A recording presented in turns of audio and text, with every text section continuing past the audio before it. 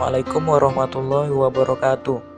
Saya Debi Kurniawan dari SMK Negeri 1 Dayun yang akan menjelaskan sistem telekomunikasi Indonesia. Sebelum saya menjelaskan sistem telekomunikasi terlebih dahulu, saya akan menjelaskan PT Telkom. PT Telkom bergerak di bidang informasi dan komunikasi terbesar di Indonesia. Telepon rumah.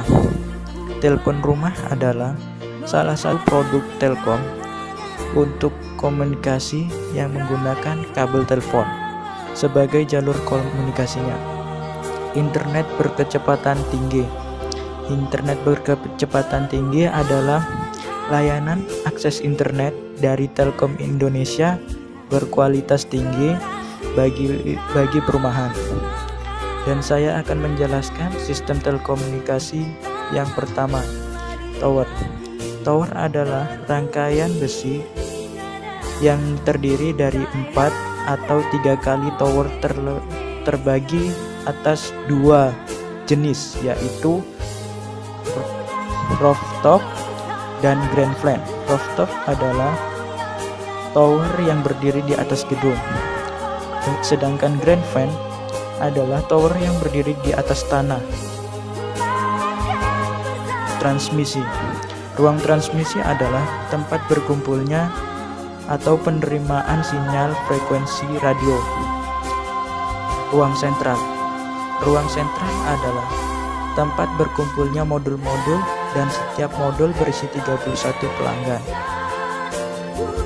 Modul yang ada pada lemari besar dengan ketegangan tinggi. MDF. MDF adalah suatu ruangan yang mengatur jalannya jaringan dari ruang sentral menuju keluar atau ke rumah pelanggan. Di MDF ada 3 titik penyaluran, yaitu EKN, primer, dan deslam. EKN yaitu port yang berisi nomor yang bersumber langsung dari ruang sentral. Primer yaitu port yang menghubungkan ruang MDF ke RK. Deslam yaitu port yang berisi koneksi internet yang akan menghubungkan antara EKN dan primer jika pelanggan menggunakan akses internet. Manhole adalah suatu ruangan di bawah tanah untuk menghubungkan ke RK menggunakan kabel primer RK.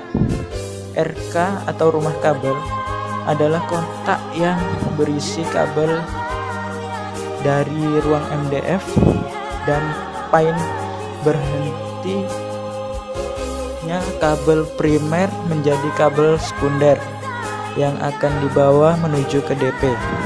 Dalam RK terdapat ratusan pair yang menuju ke DP, di mana ada penjamperan di RK dari primer ke sekunder. Untuk menuju ke DP menggunakan kabel tanah, yaitu kabel sekunder, dan dari DP ke rumah pelanggan menggunakan kabel DW atau drop wire. Dan di rumah pelanggan terdapat KTB untuk menyambungkan kabel DW ke rumah pelanggan. Dan di ujung kabel DW terdapat roset yang berfungsi untuk mengubah kabel DW menjadi RJ11. Setelah itu terdapat splitter. Di splitter tersebut terdapat 2 port untuk telepon dan modem.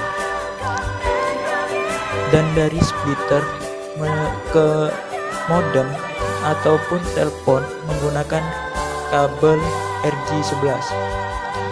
Sekian penjelasan dari saya. Kurang lebihnya saya mohon maaf, karena setiap manusia itu kan selalu memiliki kesalahan.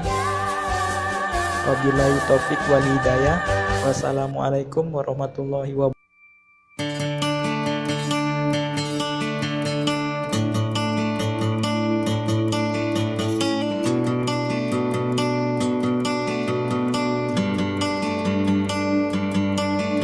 Sorry if this hurts you. tried to keep what we had once.